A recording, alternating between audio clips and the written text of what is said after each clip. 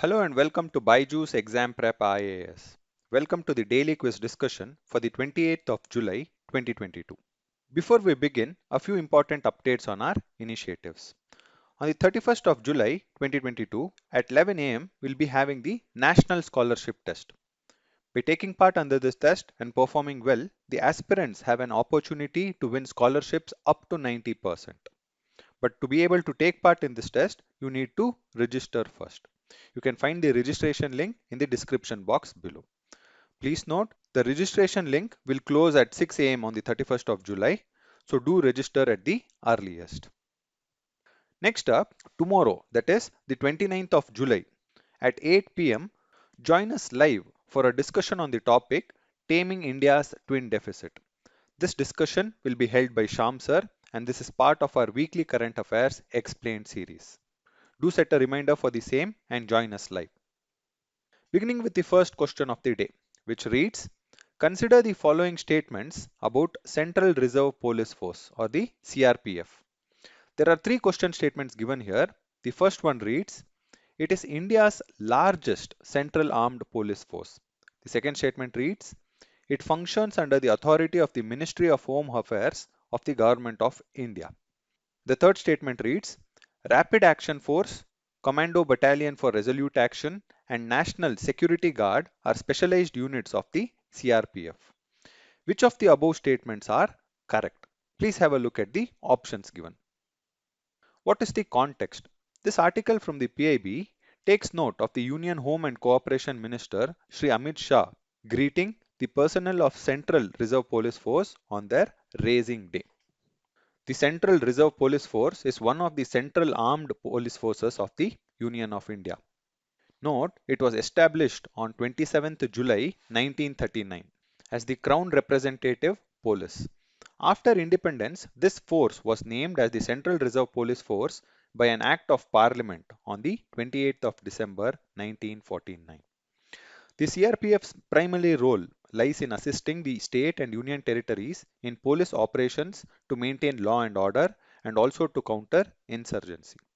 Besides law and order and counter-insurgency duties, the CRPF also takes part in election duties. Of late, the CRPF contingents are also being deployed in UN missions. Coming back to the question, the first statement is correct because in terms of number of personnel, the CRPF is India's largest central armed police force. The second statement is also correct. Like most other central armed police forces, the CRPF also functions under the authority of Ministry of Home Affairs. The third statement is wrong. Why? While the Rapid Action Force and Commando Battalion for Resolute Action are specialized units of the CRPF, the National Security Guard is a separate central armed police force. Now let us understand each of them. The Rapid Action Force or the RAF is a specialized wing of the CRPF. It was formed in 1992 to deal with communal riots and related civil unrest. It is a zero response force intended to quickly respond to a crisis situation. The Commando Battalion for Resolute Action, or short form of COBRA, is a special operation unit of the CRPF. This was created in the year 2008 to deal with the Naxalite movement in India. Notably, this specialized CRPF unit is trained in guerrilla warfare. The National Security Guard, commonly known as Black Cats, is an elite counter-terrorism unit of India, which functions under the Ministry of Home Affairs. Since the question asks for the correct statements, the answer to this question would be option A, 1 and 2 only. Moving on to the second question. It reads, consider the following statements with respect to Warehousing Development and Regulation Act of 2007. There are two question statements given here. The first one reads, the registration of warehouses with the Warehousing Development and Regulation Authority is optional. The second statement, captive warehouses such as the ones of Food Corporation of India also come under the ambit of the Act. Which of the above statements is or are correct? Please have a look at the options given below. What is the context?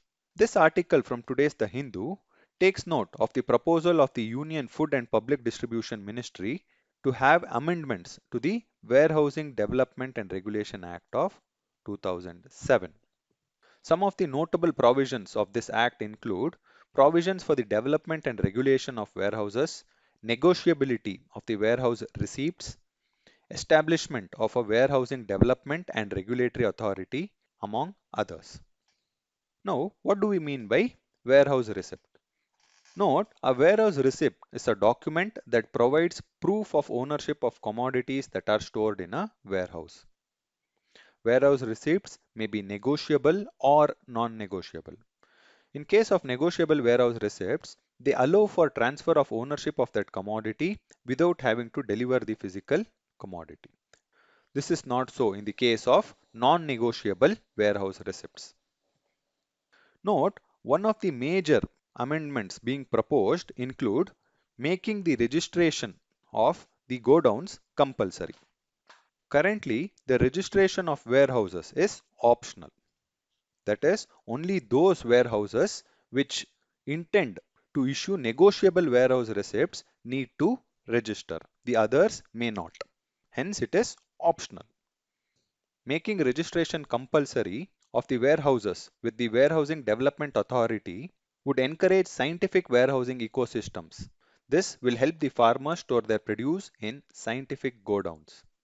Given that most of India's agricultural produce is still stored in unregistered warehouses, this move will help formalize the Indian agricultural market. Coming back to the question. From our discussion, it is clear that the first statement is correct. Why? Because the registration is compulsory only for those warehouses which intend to issue negotiable warehouse receipt. For others, it is just optional. Consider the second statement. This is wrong. Why? Because captive warehouses such as the ones of Food Corporation of India do not come under the ambit of the Act. Note, the warehouses of the Food Corporation of India are set up for food security reasons and hence they do not come under the ambit of the Act. Since the question asks for the correct statements, the answer to this question would be option A, one only.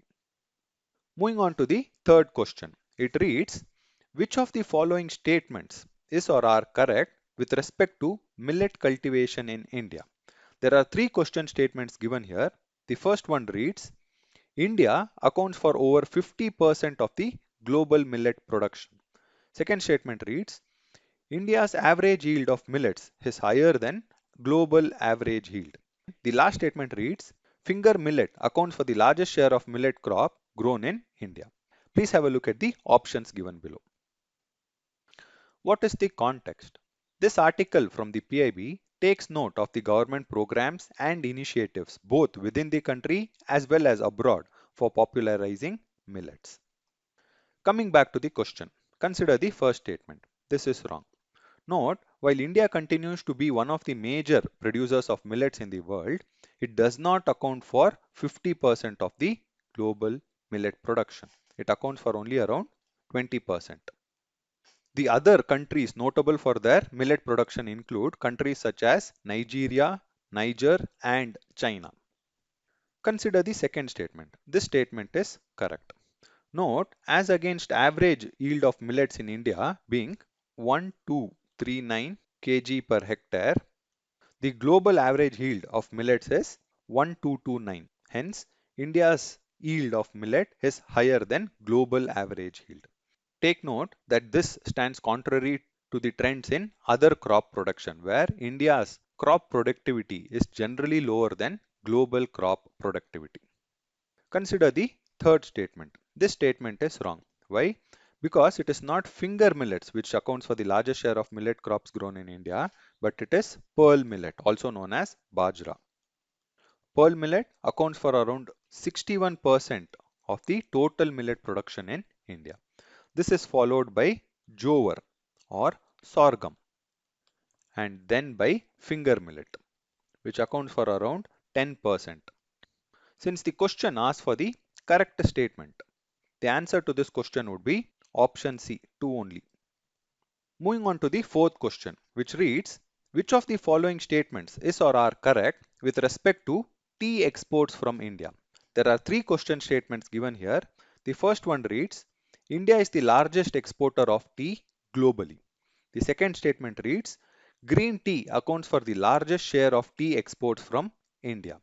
And the third statement reads, Russia is the largest importer of Indian tea, followed by Iran. Please have a look at the options. What is the context? This article from the PIB takes note of the growth in tea exports in the year 2022 as compared to the previous fiscal. Coming back to the question. Consider the first statement. This statement is wrong. Why? Because it is not India, but it is China, which is the largest exporter of tea globally. Also note, China is also the largest tea producing country. India comes second when it comes to tea production. However, when it comes to tea export, its ranking goes down. This is because a major proportion of the tea produced in India is consumed domestically. Notably, India remains among the top 5 tea exporters in the world. It accounts for around 10% of the total tea exports. The second statement is wrong. Why? Because it is not green tea but black tea that accounts for the largest share of tea exports from India. Note, black tea makes up more than 95% of the total exports of tea from India. Consider the third statement. This statement is correct. While India exports tea to more than 25 countries throughout the world, Russia and Iran make up for the largest proportion of India's tea exports. Russia stands first and Iran stands second. Since the question asks for the correct statements, the answer to this question would be option B, 3 only.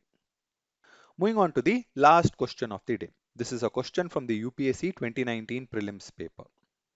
The question reads, with reference to the Constitution of India, prohibitions or limitations or provisions contained in ordinary laws cannot act as prohibitions or limitations on the constitutional powers under Article 142. It could mean which one of the following? The four options are as follows. The decision taken by the Election Commission of India while discharging its duties cannot be challenged in any court of law. Option B reads, the Supreme Court of India is not constrained in the exercise of its powers by laws made by the Parliament.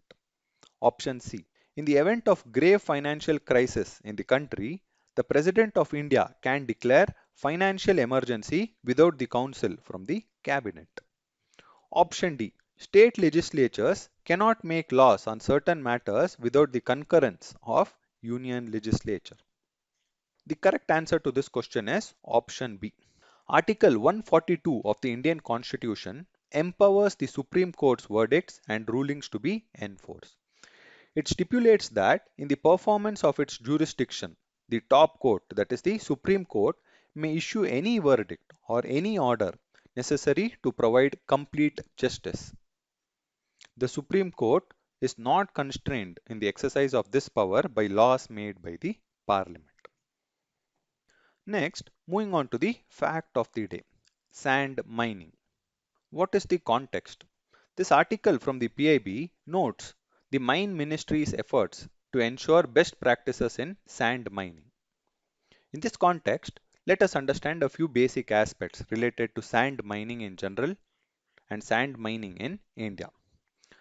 Note, sand mining involves the extraction of sand from open pits or from beaches and inland dunes or from dredging of oceans and riverbeds. Indiscriminate sand mining has been a major source of concern in India. Let us understand what are the impacts of sand mining on the environment and ecology. Indiscriminate sand mining destabilizes river banks and renders them more prone to floods. A study has found that sand mining in some major rivers in central Kerala had caused the river banks to become unstable, thus increasing the flood frequency and intensity. Also, the removal of sand can lower water aquifers as it decreases the ability of water percolation into the ground. Also, when sand is mined, the water becomes more turbid, which in turn affects the water's oxygen content and the ability of life forms to survive in it. Hence, it also destroys animal habitats. After having understood some of the environmental issues associated with sand mining in India, let us understand about the governance framework. Note, sand is classified as a minor mineral under Section 3E of the Mines and Minerals Development and Regulation Act of 1957. Now, what does this mean? Being classified as a minor mineral, the legal and administrative control over sand mining rests with the state government, who have the powers to make rules to govern sand mining. In this regard, different state governments have made different rules for awarding, regulating, and administering the sand concession granted under those rules. Also, the Union Environment Ministry in the year 2016 released the Sustainable Sand Mining Management Guidelines. Its aim was to promote scientific mining of sand and encourage environmentally friendly management practices. Also, in the year 2018, the Ministry of Mines released a sand mining framework to help the states frame their sand policies. This, despite the fact that sand is a minor mineral with powers vested in the state government to regulate their mining.